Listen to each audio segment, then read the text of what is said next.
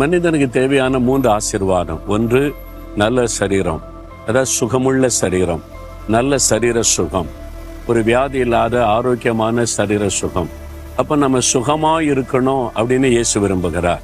அதுக்கு தான் நம்முடைய நோய்களை எல்லாம் சுமந்தார். இன்னைக்கு வியாதி பலவீனம் பாதிக்கப்பட்டு சரீரத்துல நோயினால கஷ்டப்படுறீங்களா? நீங்க சுகமா இருக்கும்படி இன்னைக்கு வேண்டுதல் செய்ய போகிறோம். ஆண்டவர் சுகம் கொடுக்க போகிறார்.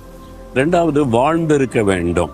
நல்ல வருமானம் இருக்கணும், சொந்த வீடு இருக்கணும், ஒரு பண கஷ்டம் இல்லாம அனுதினமும் நம்ம தேவை சந்திக்கப்படாத வாழ்ந்து இருப்பார்.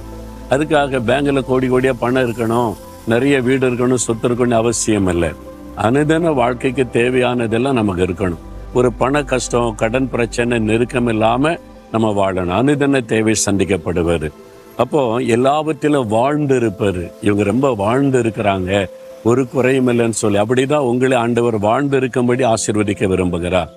ஆனா இந்த ஆசீர்வாதம் எதை சார்ந்து இருக்குது தெரியுமா? உன் ஆத்மா வாழ்கிறது போல.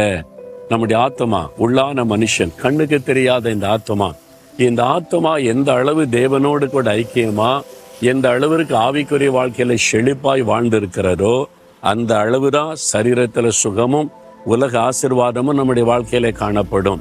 அப்ப எல்லா ஆசீர்வாதத்துக்கும் ஒரு மூல ஆதாரம் நம்முடைய ஆவிக்குரிய ஆசீர்வாதம்.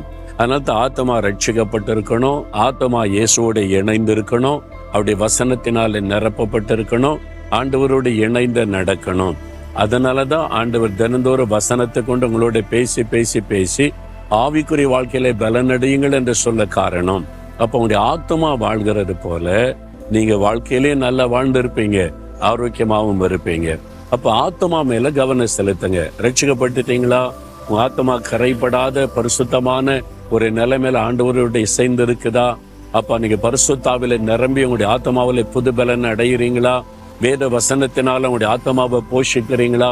யோசித்து பாருங்க. இதுல சரியா இருந்தா உங்களுடைய வாழ்க்கையில எல்லா ஆசீர்வாதமும் பூரணமா இருக்கும். அதற்கு உங்களை அர்ப்பணித்துக் கொள்றீங்களா? இன்றைக்கு அப்படியே ஜெபம் பண்ணுங்க. ஆண்டவரே, நான் வாழ்ந்து சுகமாயிருக்கும்படி நீர் விரும்புகிறீர். நல்ல ஆரோக்கியமா இருக்கணும், வாழ்ந்து இருக்கணும், குறைவில்லாமல் இருக்கணும் என்று நீர் விரும்புகிறீர். என் ஆத்மா வாழ்கிறதை போல என்னை வாழ வைக்கிற தேவன், என் ஆத்மாவில் ஆவிக்குரிய வல்லமையும் கிருபையும் பெருகட்டும். இன்னும் ரட்சிக்கப்படாத ஆத்மா ரட்சிக்கப்படட்டும், பரிசுத்தாவினால் நிரப்பப்படட்டும், இயேசுவோடு நெருங்கி வாழுகிற உன்னத அனுபவத்தை பெற்றுக் கொள்ளட்டும்.